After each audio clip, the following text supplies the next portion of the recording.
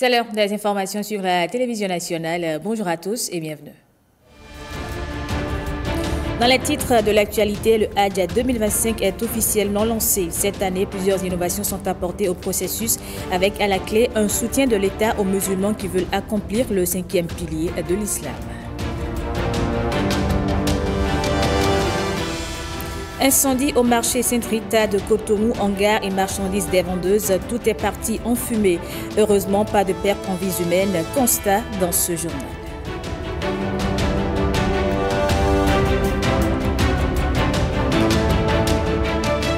Et puis, Festival international des arts du Bénin, la 3e édition se tient à Cotonou du 21 février au 2 mars 2025. Un rendez-vous qui s'annonce comme une vitrine de la créativité béninoise et africaine. Bonjour à tous et bienvenue dans ce 13h. On démarre par cette sortie de l'Union progressiste. Le renouveau, le porte-parole du parti était face à la presse. Il a livré aux hommes des médias la position de sa formation politique sur l'affaire de complot contre l'autorité de l'État, mais aussi sur les propos de Maître Adrien Roumbédi. Il a également informé sur les grandes lignes des actions du parti pour 2025. On y revient dans nos prochaines éditions. C'est l'un des moments les plus attendus par les fidèles musulmans, le Hajj, 5e pilier de l'islam. Cette année encore, le Bénin ne déroge pas à la règle et le processus pour l'édition 2025 est officiellement lancé. On note des nouveautés pour une meilleure organisation, mais aussi et surtout un soutien de l'État aux musulmans qui rêvent de fouler la Terre Sainte. Les détails avec Marcela Rossi. Entre impatience et émotion, la communauté musulmane au Bénin se projette déjà vers la Mecque. C'est ici que commence le grand voyage spirituel. Le Hajj 2025 est officiellement lancé au Bénin pour les milliers de fidèles qui se préparent à fouler la terre sainte de la Mecque. Et cette fois encore, le gouvernement hausse le niveau et promet un pèlerinage mieux organisé, plus confortable et financièrement allégé à chaque pèlerin. Cette année, aucun pèlerin, j'insiste là-dessus, aucun pèlerin ne sera dans une chambre de plus de 4 lits. Il n'y aura aucune chambre de plus de 4 lits et j'invite les sociétés agréées à respecter cela. Nous allons faire un suivi. Chaque Béninois qui souhaite faire le Hajj doit passer. Il y a une plateforme unique, c'est la plateforme Aglo. Les seuls qui sont habilités à enregistrer les pèlerins, ce sont les sociétés agréées au niveau du Bénin. Et que le Bénin continue d'accompagner sa communauté musulmane pour la réalisation de ce pilier essentiel de l'islam. Le gouvernement met aussi la main à la poche. Chaque pèlerin bénéficiera d'une subvention de plus de 300 000 francs CFA. Le prix de revient total du Hajj pour cette année est de 3 908 000 francs CFA. L'année dernière, il était de 3 677 000 francs CFA. Mais l'année dernière, le gouvernement avait fait une subvention de 177 000 francs CFA par pèlerin. Et c'est la raison pour laquelle le prix du Hajj qui avait été annoncé était de 3 500 000, incluant bien entendu les frais d'opération des sociétés agréées de convoyage. Cette année, le gouvernement, dans l'optique de permettre au maximum de Béninois et sous les instructions du président de la République, les instructions personnelles du président de la République, a décidé d'offrir une subvention, de porter la subvention à 300 000 francs CFA par pèlerin, ce qui permet de ramener le coût de la prestation standard pour le Hajj à 3 600 000, donc quasiment pas de changement par rapport à l'année dernière. Cet effort réalisé par le gouvernement a une incidence de 700 millions de francs CFA. Que Dieu assiste le chef d'État pour l'aide qu'il nous a apportée cette année, mais surtout parce qu'il a écouté le cri du monde entier où tout le monde crie difficultés financières, 300 000 c'est important pour un pèlerin. Une promesse, mais surtout un engagement. Le compte à rebours est lancé. Le contrôleur général Brice Alowanou est désormais à la tête de la direction générale de la police républicaine. L'ancien directeur Yaya Soumaïla lui a officiellement transmis le commandement. Les images de la passation des charges avec Ernest Tétégou et Alain Sochoumé. La police républicaine a un nouveau patron. La passation de service a eu lieu à la direction générale de l'institution. Je voudrais enfin vous demander de vous inspirer de cette pensée de Paul Sartre. Je cite: « Je dormais, je rêvais et je vis que la vie n'est que servir.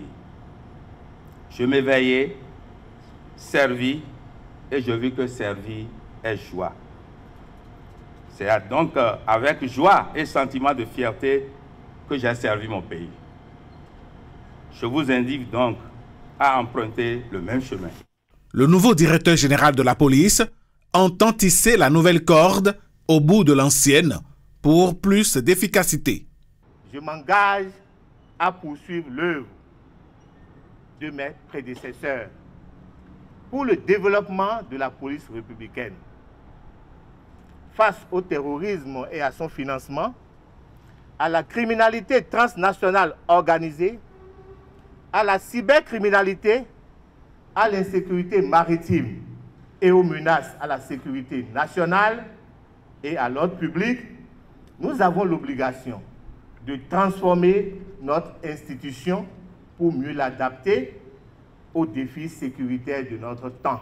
Pour le ministre de l'Intérieur et de la Sécurité publique, les Béninois attendent beaucoup de leurs forces de défense et de sécurité et la police républicaine doit continuer à jouer son rôle de protection et de maintien de l'ordre. Votre ascension à cette haute fonction survient dans un contexte où les attentes des populations en matière de sécurité sont particulièrement élevées. Je n'ai aucun doute que les éloges faits à votre endroit par votre prédécesseur témoignent de votre rigueur, votre sens de l'écoute et votre professionnalisme. Ces qualités sont essentielles pour relever les nombreux défis liés à la paix et à la sécurité dans notre pays. Le nouveau directeur général compte sur le soutien de tous ses collègues et ses collaborateurs pour conduire la police républicaine vers des horizons plus radieux.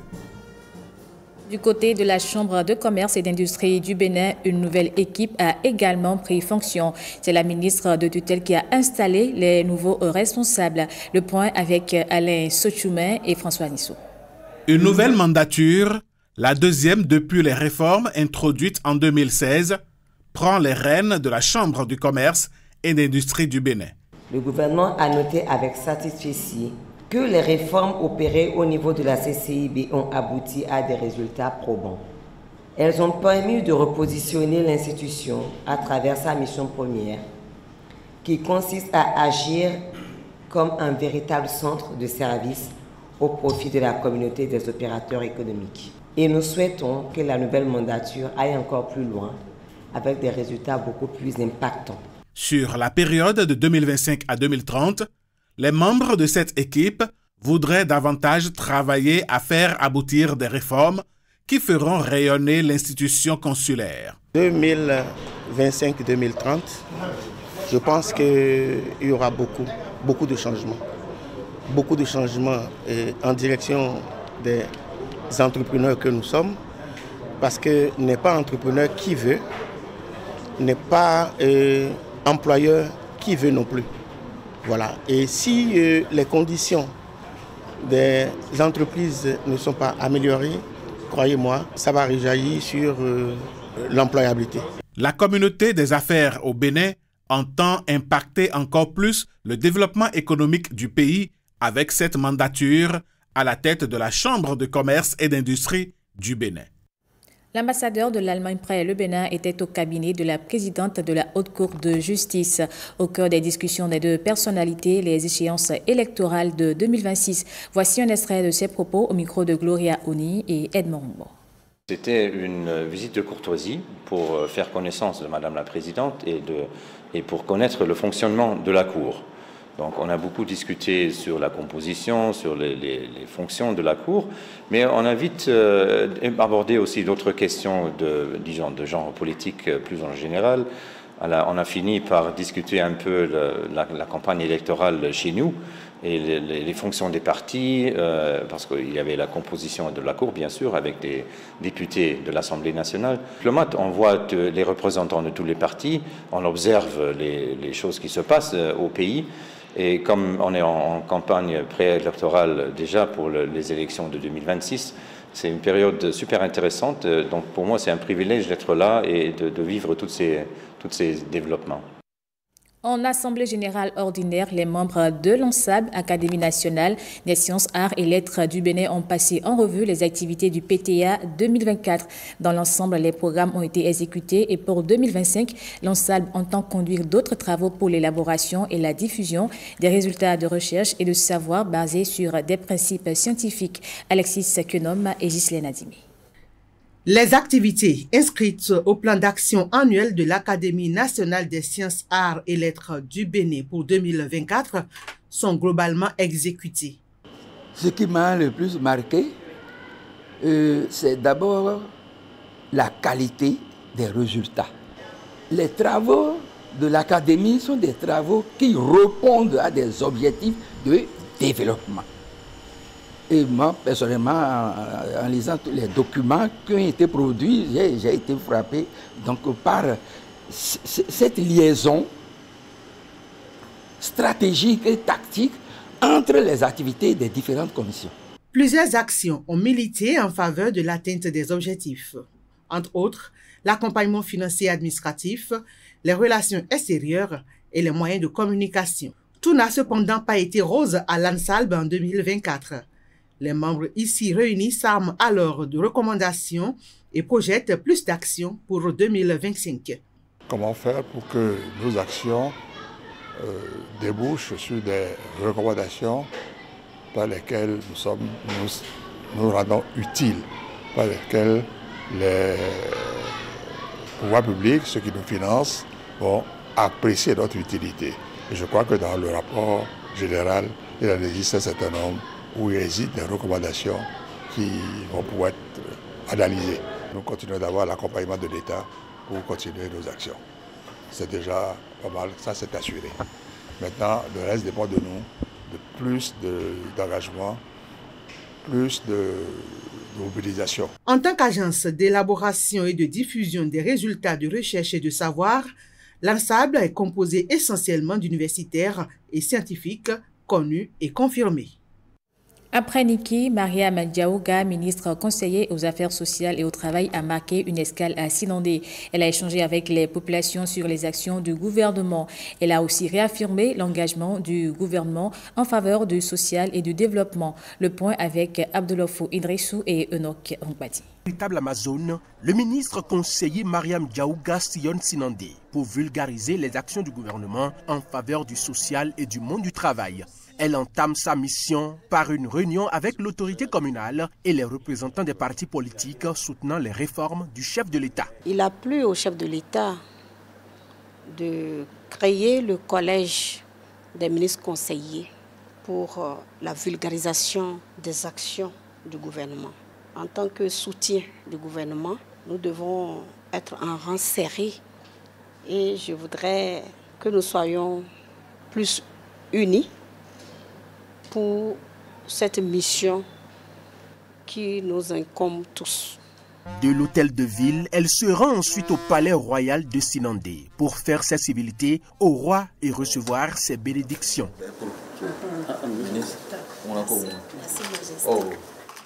Merci pour cette visite, mais également à tout le gouvernement.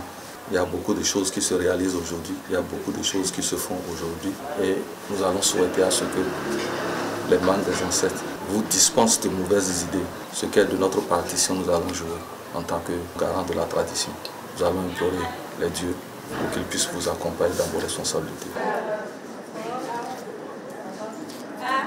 Dans sa volonté de rallier toutes les couches sociales à la vision gouvernementale, Mariam Diaouga échange en langue peul avec les femmes et les personnes en situation de handicap. Ces rencontres, marquées par des échanges francs et des réponses aux préoccupations essentielles, ont apporté une lueur d'espoir aux populations. Nous n'avons pas souvent l'information. Par exemple, il y a les enfants qu'on aide, les enfants, les orphelins. Nous, on n'a pas souvent cette sens-là, ce qui laisse que les pères ne bénéficient pas beaucoup de choses. Aussi, les mariages précoces sont trop dans le milieu Peul. Je demandais beaucoup de sensibilisation pour cela. Le prêt à l'AFIA, pour la première fois quand moi je suis allée prendre, pas de frais de retrait. On a pris intégralement les 50 000. Moi j'avais pris mes 50 000, j'avais commencé les friperies et j'ai eu l'intérêt de 60 000. Grâce à l'AFIA, j'ai pu doubler mon capital.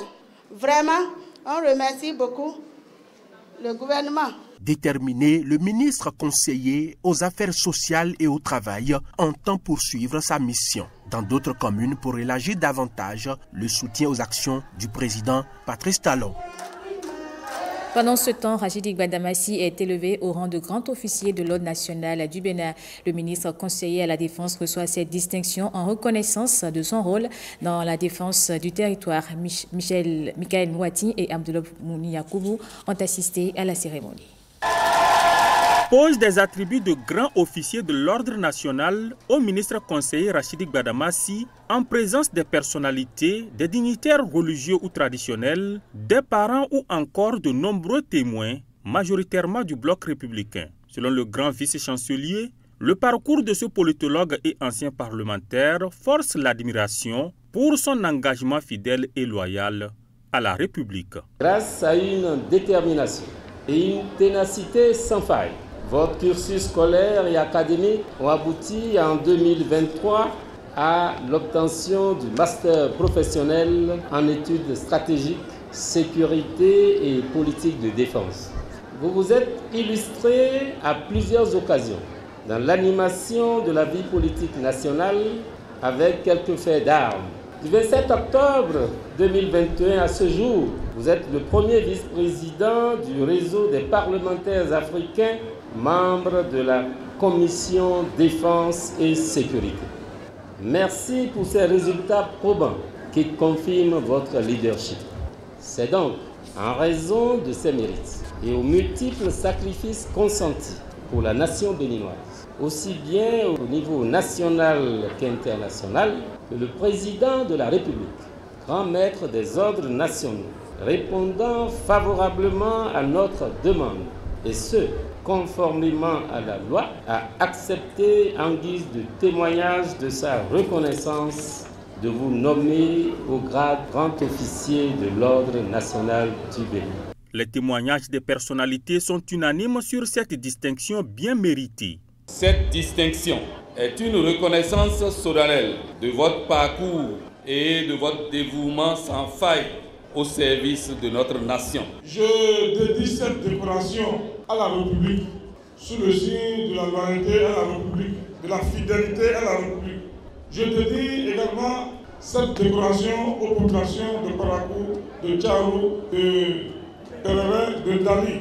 Le récipiendaire dédie enfin cette décoration aux forces armées tombées au combat et aux familles victimes de l'insécurité à cause de la menace terroriste. Selon lui, ce combat se mènera ensemble avec détermination sous la houlette du chef de l'État Patrice Talon, grand maître des ordres nationaux du Bénin.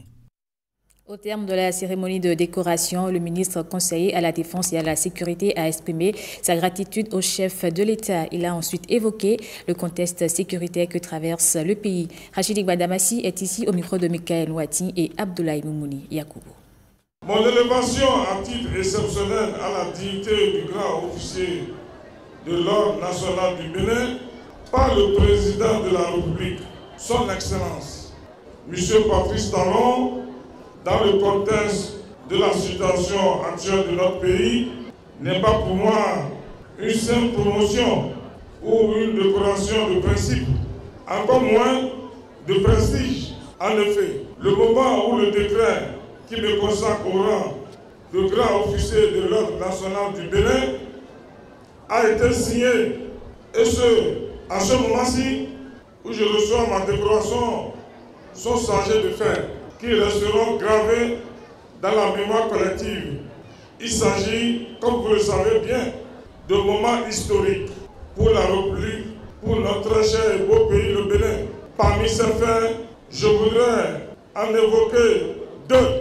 Il s'agit d'abord l'attaque terroriste du mercredi 8 janvier 2025 au Point Triple, et dans laquelle nous avons perdu des valeureux et vaillants soldats engagés pour la défense de l'intégrité de notre territoire devant la mémoire de qui je m'incline une fois encore. Ensuite, je fais allusion à l'affaire de complot contre l'autorité de l'État que notre justice a traité avec professionnalisme, qui nous rend si fiers des acteurs qui l'animent. Ces faits sont historiques et c'est dans le contexte de leur surveillance que je suis élevé à la dignité de grand officier de l'Ordre national du Bénin. Je considère donc cette décoration comme un double appel.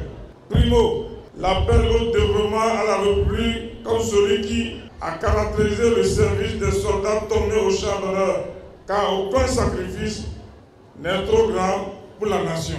Secondo, l'appel à la culture et la promotion de la loyauté vis-à-vis de la République par les serviteurs de l'État. La République n'a besoin ni de lâches, ni de patrons. Elle a besoin des citoyens fidèles à elle et à ses valeurs. Au président de la République, chef de l'État, chef du gouvernement, son Excellence, Patrice Talon, j'exprime ma profonde gratitude et réitère mon serment au développement et à la loyauté à la République, à la vice-présidente de la République et à tous ses services. J'adresse mes remerciements pour l'organisation réussie de cette cérémonie de décoration. La SRTB, quant à elle, rend hommage à Éléonore Hatchemin, brillante animatrice de l'émission Ekporo. On apprend cette semaine qu'elle s'en est allée. Arnaud Adadia revient ici sur son parcours.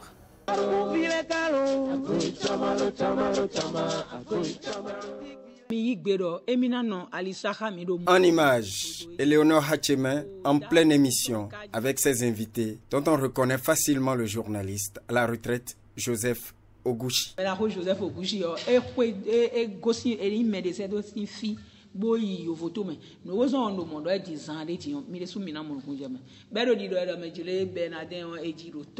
Ensemble sur Ekpoho, une émission des faits de société, ils débattent autour de la vie et les œuvres de Bernardin Cardinal Ganty. Bernardin,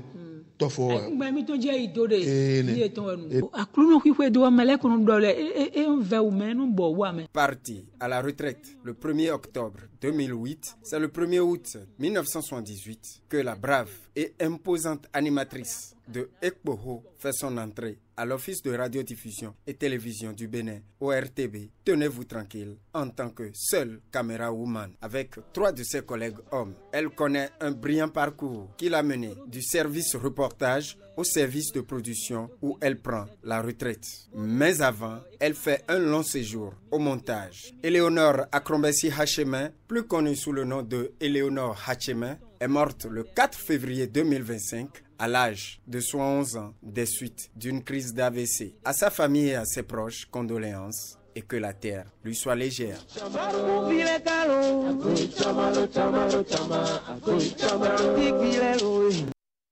Je vous le disais en titre, incendie au marché Saint-Rita de Cotonou. Tout est parti d'un court-circuit tard dans la nuit. Puis le feu a ravagé une grande partie des étals et des marchandises. Il n'y a heureusement aucune perte en vies humaines. Constat avec Heureuse Danondé. Une cinquantaine de hangars sont consumés dans l'incendie. Les marchands sont dans le désarroi.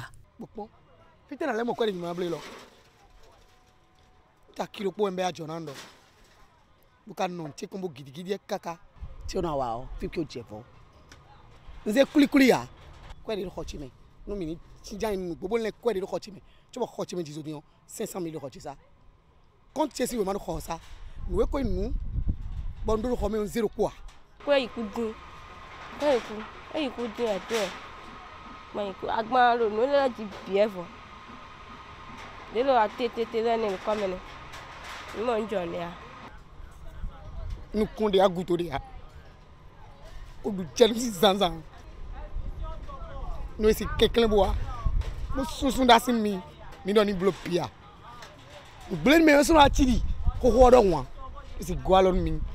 Un court-circuit survenu aux environs de 2 heures du matin aurait provoqué l'incendie.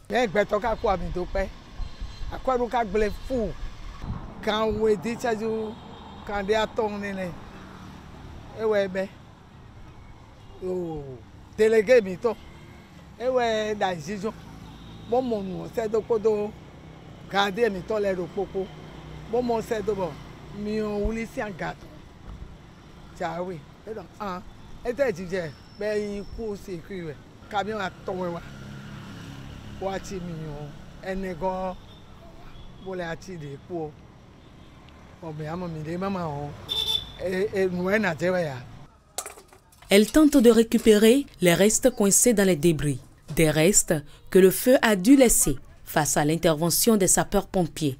Fort heureusement, elles disent avoir reçu le soutien du maire de Cotonou.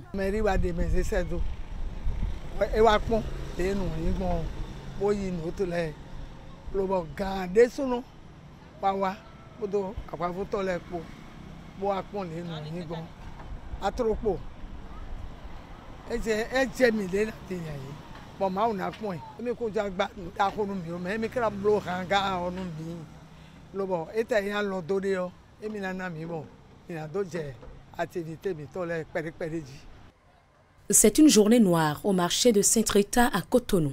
Au petit matin de ce vendredi, les victimes de l'incendie ont vu tous leurs efforts et espoirs partir en fumée. Même les occupants des hangars qui ont survécu ont l'air pensifs. Toutefois, avec les promesses de l'autorité communale, l'espoir renaît. Festival international des arts du Bénin FINAB, la 3e édition se tient à Cotonou du 21 février au 2 mars 2025 prochain. Un rendez-vous qui s'annonce comme une vitrine de la créativité béninoise et africaine. Julia Kouekou et Ulvaeus Balogun nous en disent plus. Le Festival international des arts du Bénin FINAB, rendez-vous de valorisation de la culture et des arts sous toutes ses formes et dans toutes ses disciplines, s'annonce. Pour sa 3e édition, l'ambition est de faire du Bénin une véritable plaque tournante de la création artistique. Le Festival international des arts du Bénin voudrait désormais s'imposer comme une plateforme centrale de salons d'art africains et international, drainant des jeunes créateurs et talents nouveaux et accompagnant les bourgeonnements des industries culturelles et créatives d'un continent en pleine émergence. Placé sous le thème « Tisser les liens, le narratif africain à travers l'art », cette édition mettra en lumière diverses disciplines artistiques et propose une programmation diversifiée. Nous aspirons à être l'un des reflets de la créativité culturelle au Bénin. Je vous garantis que le FINAB 2025 est très ambitieux. Nous avons évolué, nous avons appris, nous avons mûri, et ce festival prend le leadership à l'international pour représenter sa terre natale dans le cercle restreint des festivals internationaux. Et le FINAB est là pour nous rappeler qu'il n'y a pas que l'État pour porter la culture, il n'y a pas que l'État pour porter les arts en ce qui concerne les événements majeurs. Lorsque nous voyons toute la programmation du festival, cela n'a rien à envier à ce que nous appelons des festivals majeurs.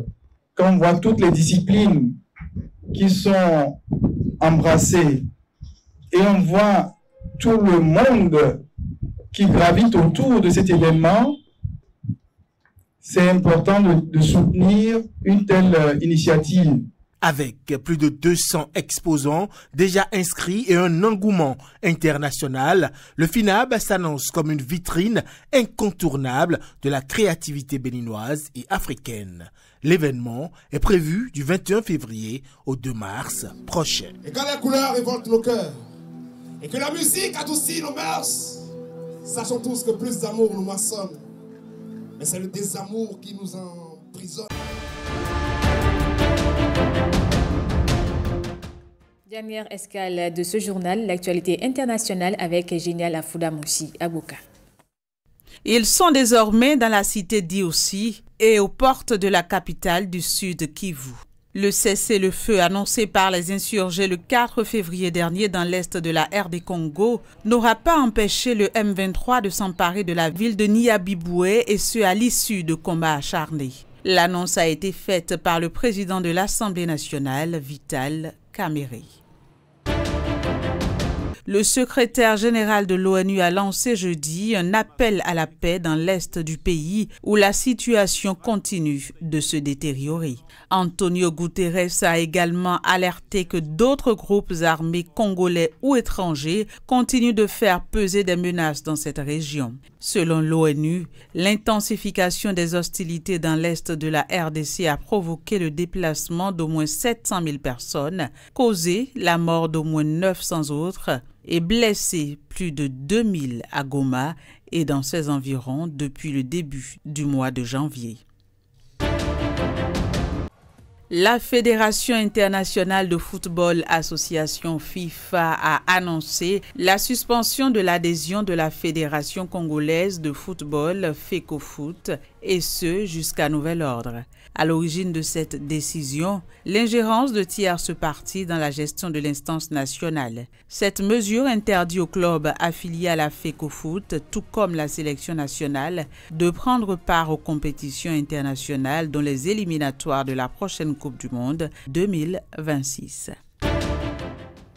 Et voilà qui met un terme à cette édition du journal. Merci à vous de l'avoir suivi. Je vous retrouve à 19h avec plaisir.